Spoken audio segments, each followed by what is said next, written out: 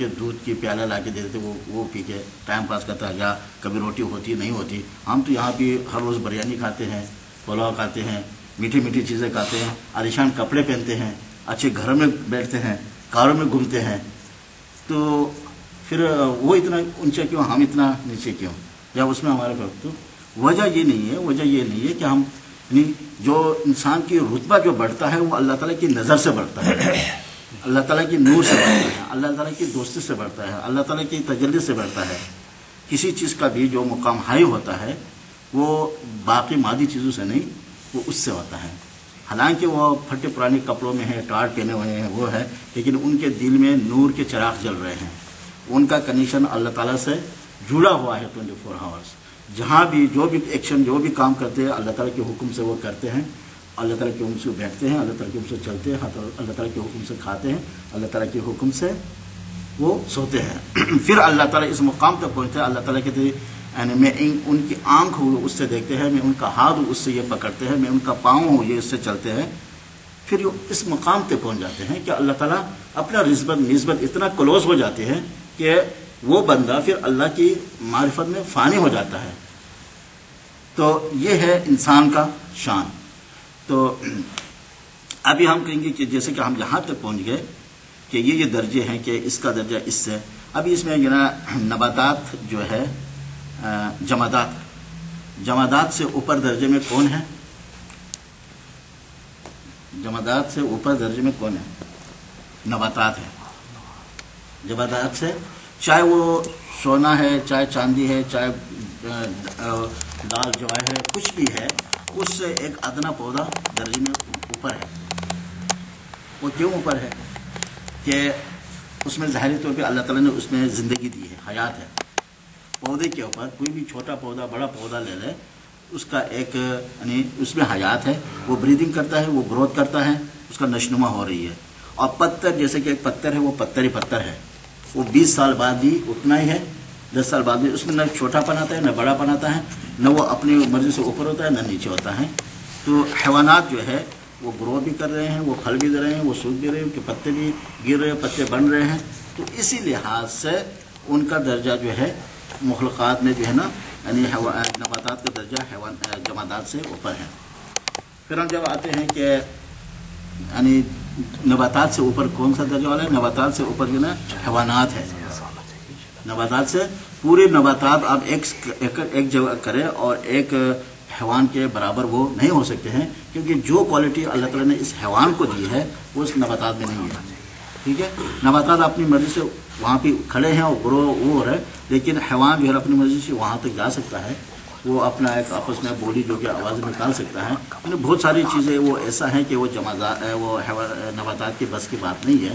تو اللہ تعالیٰ نے اس کو وہ کر دیا. اس کے بعد جو ہے نباتات کے بعد جو ہے آتا ہے پھر انسان. انسان میں پھر مسلم بھی شامل ہے، غیر مسلم بھی شامل ہے.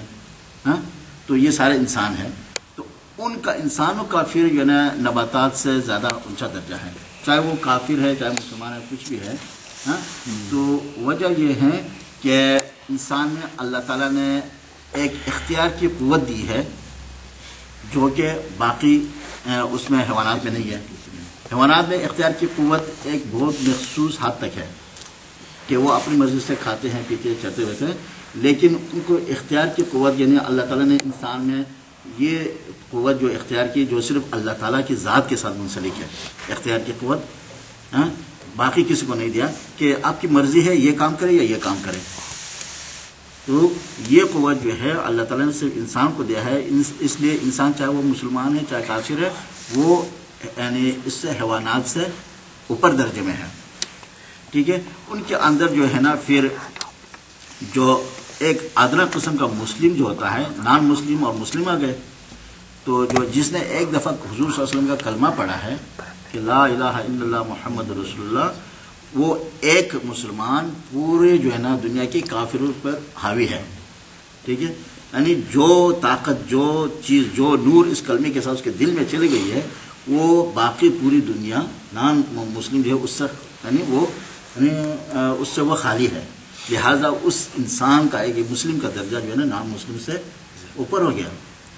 پھر یہ درجہ آگے بڑھتے ہیں کہ صرف ایک مسلمان ہے اس نے کلمہ پڑھا ہے اور ایک دوسرا مسلمان ہے اس نے کلمہ کے بعد جو ہے نا علمی شرعی سیکھ لیا کہ 5 وقت کی نماز کیا ہے، روزہ کیا ہے، یعنی رمضان کے روزے، حج، یہ علمی شریعہ جو ہے نا، علمی شریعہ وہ ہوتے ہیں جو کہ طلب العلم فریضۃ علی کل مسلمین و مسلمۃ، یعنی علم حاصل کرنا ہر مسلمان مرد اور عورت کے اوپر فرض ہے.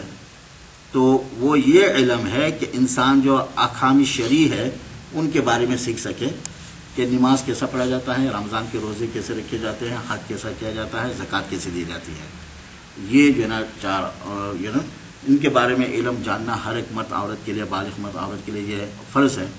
تو یعنی باقی جو علم جو آتا ہے جو علماء کرام جو کرتے ہیں وہ فرضیت میں نہیں ہے، ٹھیک ہے، تو وہ سنت ہے، وہ مستحب ہے، اس کو وہ ہے، لیکن یہ جو ہے یہ ہر ایک کے اوپر یہ لازم ہے کہ اتنا سیکھنا ضروری ہے.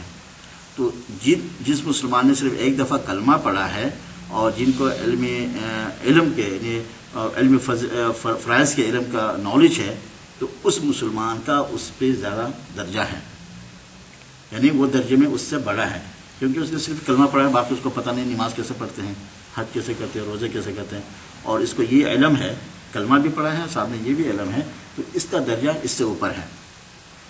پھر اس کے بعد جو آتے ہیں کہ جو انسان جو ہے عالم بن جاتا ہے، پھر عالم کا درجہ اس عام آدمی سے اوپر ہے، بہتر آتا ہے. ابھی علم حاصل کر لیا، بخاری شریف پڑھا، قرآن شریف کا ترجمہ کیا، اور جو ہے نا حدیث شریف اور فقہ کی کتابیں پڑھے، عالم بن گئے، سب کچھ جان لیا. تو ابھی اس نے بھی علم اتنا حاصل کر لیا کہ اپنی فرض نمازیں اور یہ جو فرائض کا جو ہوتا ہے وہ کیسا ادا کرتے ہیں یہ بھی اس حد تک جان گیا ہے.